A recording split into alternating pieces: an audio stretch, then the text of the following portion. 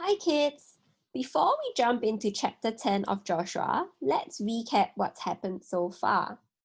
God had helped Joshua and the Israelites to capture Jericho and Ai, two big and powerful cities in the land of Canaan. In chapter 9, the nearby Gibeonites heard about this and tricked Joshua into believing they were from a faraway land. They made a very serious peace treaty with him, such that Joshua and the Israelites could no longer destroy the Gibeonites. Chapter 10. Adonizedek was the king of Jerusalem. He heard that Joshua had captured Ai. He heard that Joshua had done to Ai and its king the same thing he had done to Jericho and its king. Adonizedek heard that the people of Gibeon had made a peace treaty with Israel. The things he heard alarmed him and his people very much. That's because Gibeon was an important city. It was like one of the royal cities.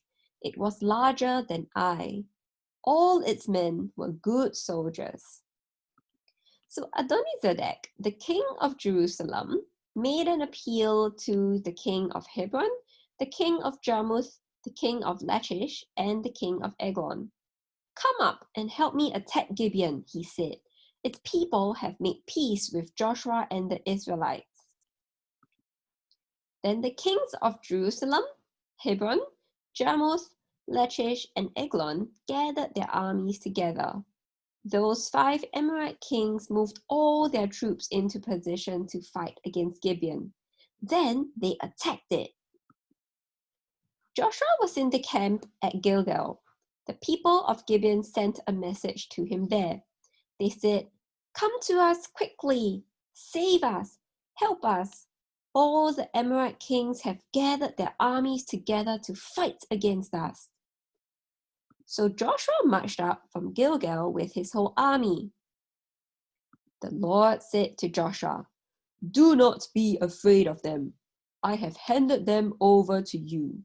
Not one of them will be able to fight against you and win." Joshua took the Amorite armies by surprise. The Lord threw them into a panic as Israel marched toward them. Then Joshua and the Israelites won a complete victory over them at Gibeon. The Amorites tried to escape as Israel marched toward them. Then the Lord threw large hailstones down on them. The hailstones killed more of them than the swords of the Israelites did. So the Lord gave the Amorites over to Israel. So Joshua and the men of Israel had complete victory over them. They killed almost every one of them, but a few escaped. Joshua put the 5 kings to death. In verses 28 to 39, there are many small stories of Joshua attacking the cities in the southern part of Canaan. In each story, we hear again and again about how Joshua attacks the city. The Lord hands the city over to Israel. Then Joshua destroys the city, and he and his men kill everyone in it with their swords, such that no one was left alive. We see a summary of this in verse 40. So Joshua brought the whole area under his control. It also included all the kings in that whole area.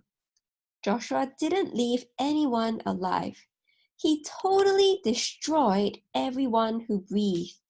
He did just as the Lord, the God of Israel, had commanded. He won the battle over all those kings and their lands. He did it in one campaign. That's because the Lord, the God of Israel, fought for Israel. Chapter 11. Jabin was the king of Hazor. He heard about the battles Israel had won. So he sent a message to the king of Medan and the kings of Shimron and Akshaph. He also sent it to many other kings. Jabin sent the same message to the people of East Canaan and West Canaan. Those kings marched out with all their troops. They had a large number of horses and chariots. It was a huge army. The fighting men were as many as the grains of sand on the seashore. All those kings gathered their armies together to fight against Israel. The Lord said to Joshua, "Do not be afraid of them. By this time tomorrow, I will hand all of them over to Israel. All of them will be killed. You must cut the legs off their horses. You must burn their chariots." So Joshua and his whole army attacked them suddenly. The Lord handed them over to Israel. The Israelites won the battle over them. Not one of them was left alive. Joshua did to them what the Lord had ordered them to do. He cut the legs off their horses. He burned up their chariots. Joshua captured all those royal cities and their kings. He and his men killed everyone in those cities with their swords. He totally destroyed them. He did just as Moses, the servant of the Lord, had commanded. The army of Israel killed all the people with their swords. They completely destroyed them. They didn't spare anyone who breathed. The Lord had commanded his servant Moses to do all these things. Moses had passed that command on to Joshua, and Joshua did everything the Lord had commanded Moses. So Joshua captured the whole land. Joshua captured the kings who ruled over that whole land. He put them to death. He fought battles against all those kings for a long time. Only the Hivites who lived in Gibeon made a peace treaty with the Israelites. No other city made a treaty with them. So Israel captured all those cities in battle.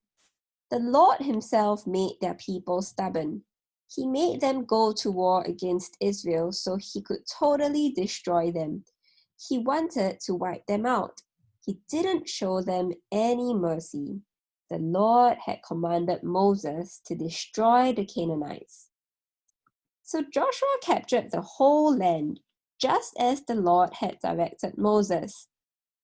Joshua gave the land to Israel as their very own. He divided it up and gave each tribe its share. Then the land had peace and rest.